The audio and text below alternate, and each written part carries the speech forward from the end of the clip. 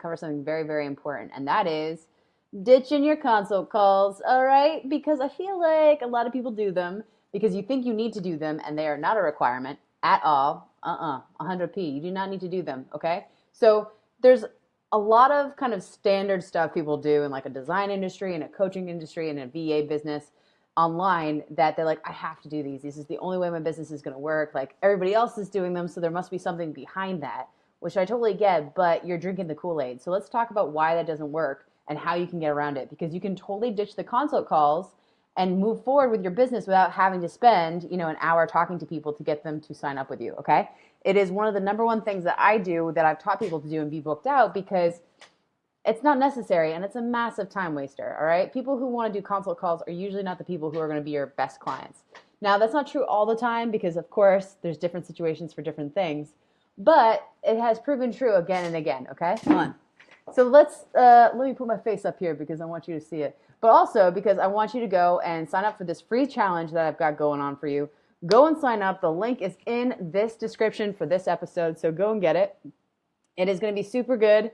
What I basically do is send you a series of emails. You go and watch some videos, and I basically kick your ass about why you are where you are right now. So if you are not booked out and you've been doing this for years, if you've been doing this for months, you can do it. You can totally do it, all right? And so I'll take you through the things that I see most people making mistakes around in just 5 days of gift-tastic, sweary, fun stuff to get you booked out, because that's really important.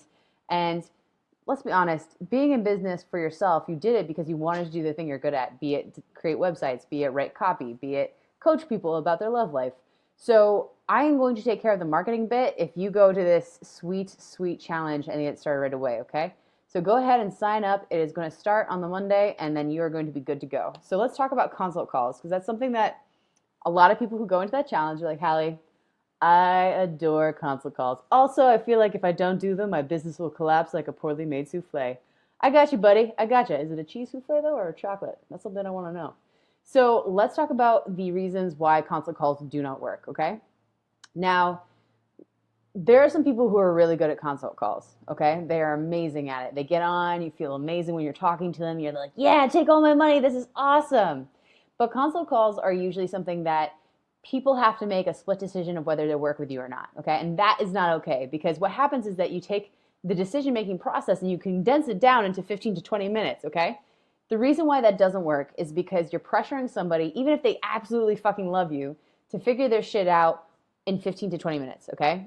Maybe they just met you, maybe they just started learning about your service, but basically it's like trying to make them happen or make things happen before or in such a fast progression. It's like going on a first date and in 15 minutes being like, all right, let's make out now. I'm not comfortable with that. Bad space. Bad space.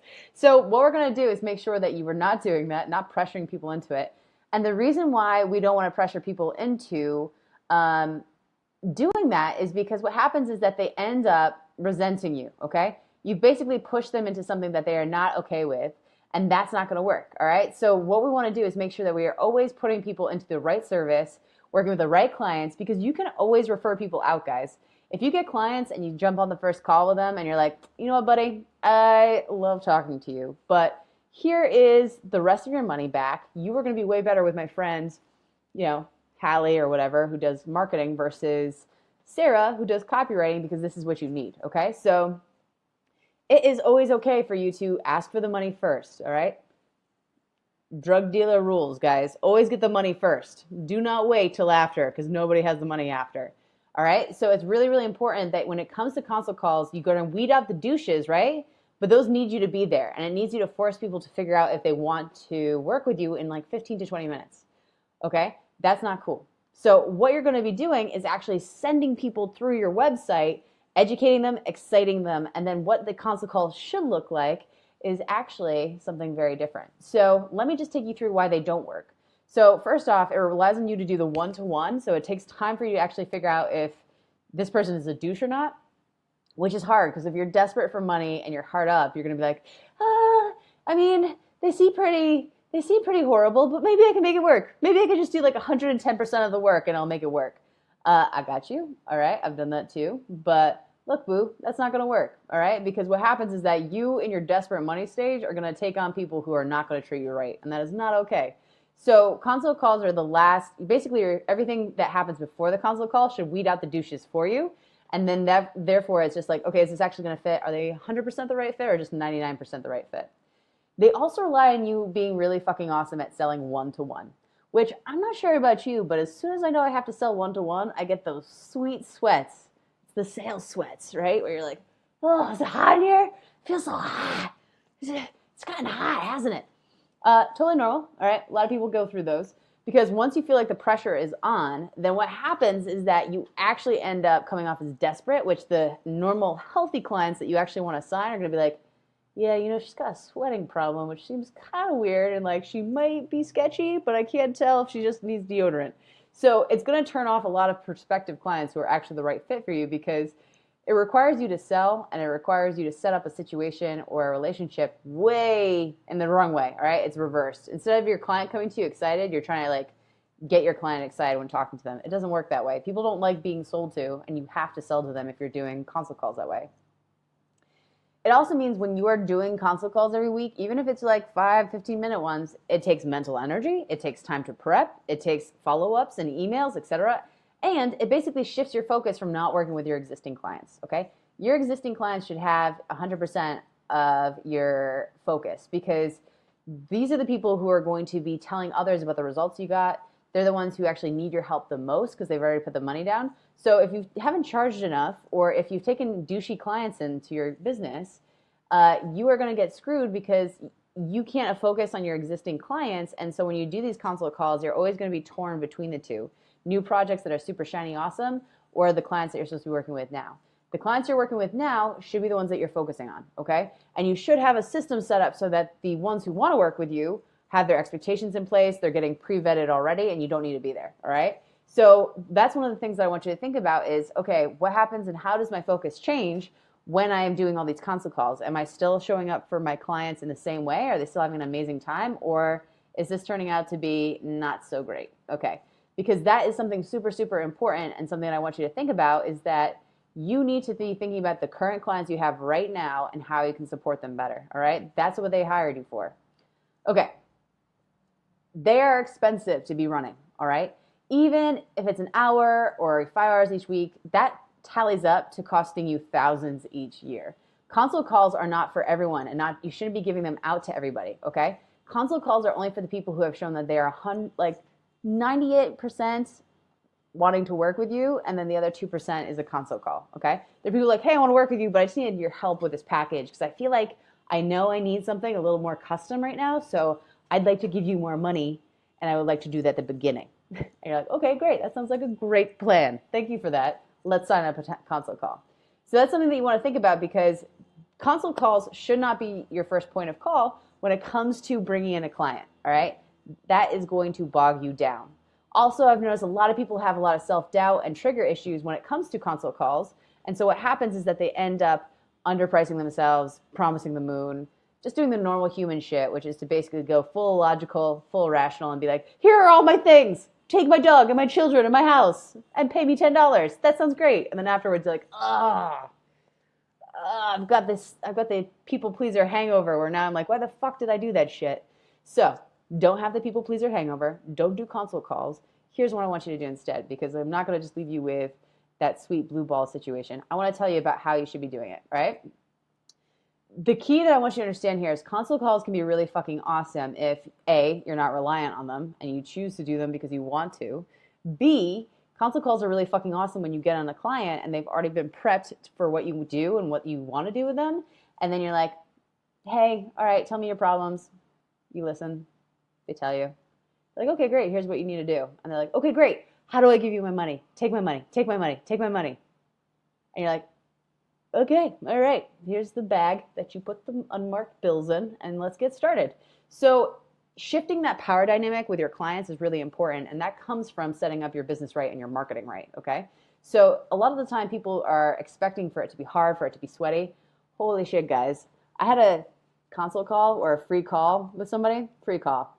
I was like, okay, cool. They're like, yeah, I'll help you figure out what you could do to improve your PR strategy. And I was like, okay, great. I'm not a PR person. Let's tee that up. I got on. She was like, oh, yeah, okay, yeah. Your name's Haley? Okay, great. All right. It's not my name, but okay. And then she promptly gave me 20 minutes of pitch.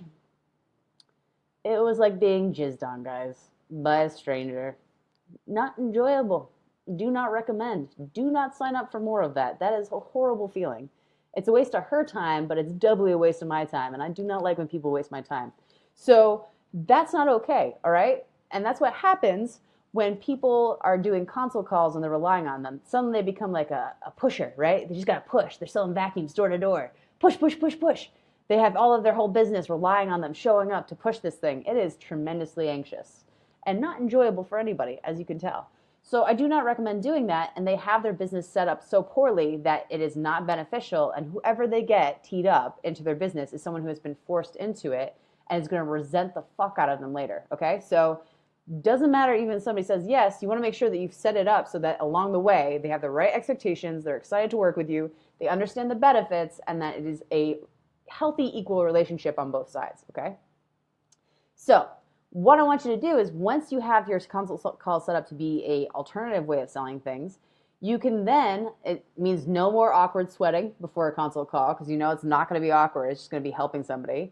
And they've already decided to work with you, so that means you have a higher conversion rate for your consult calls. You can have people pay before even talking to them, okay? You can have a consult call set up where you're like, hey, this consult call, this consultation is basically a strategy session.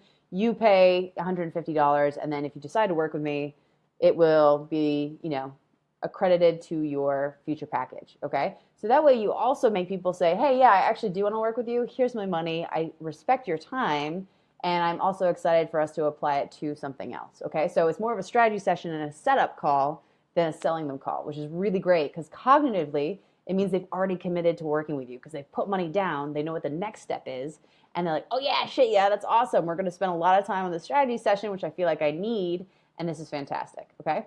So expectations, perspective, making sure you're setting yourself up right for success is really, really important, all right? You need to be able to get your other work done, okay, and focus on your current clients. I love marketing. I love sales. It's fun. I enjoy it. But the key priority when you're working for yourself and your business, even if you don't like marketing and sales, is to get your work done for your clients and make sure you're set up so that you have more clients coming in, okay? So when it comes to working with your existing clients, they're like, hey, Halley, I need you to be here for me because I paid you. And I'm like, yep, you're right. This is how I afford all my kittens.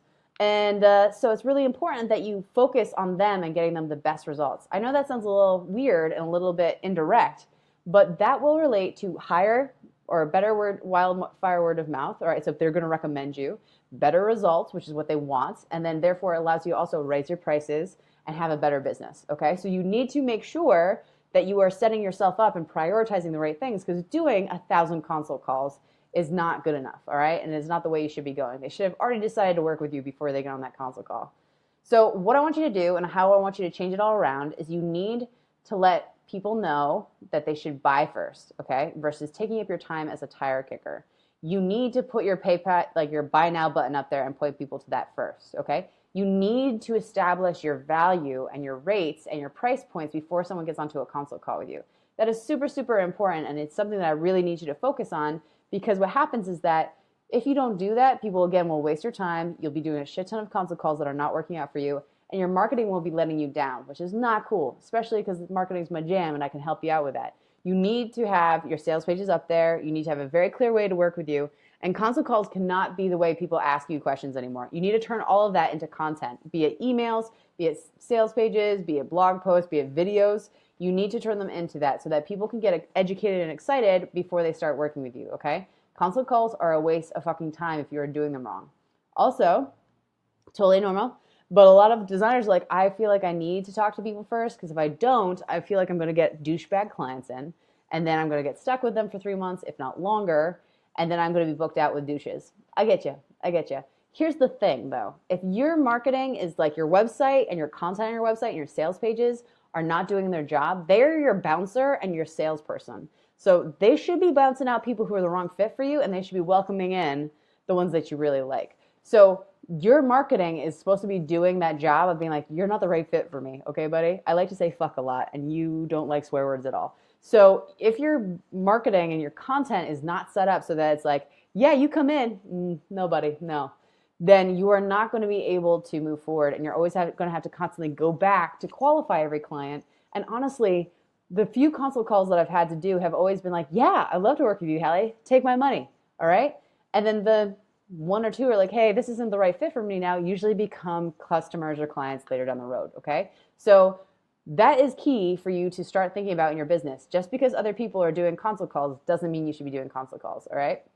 So I want you to go ahead and use your marketing to weed out the douches, reduce the number of consult calls you have to do, increase the number of clients you have, and basically allow you to take a break because consult calls take a lot of time. All right. So what I want you to do, if this has been something where you're like, mind blown, come enjoy the Be Booked Out challenge. All right. We're running it now, so that way you can get ahead right now versus wait later.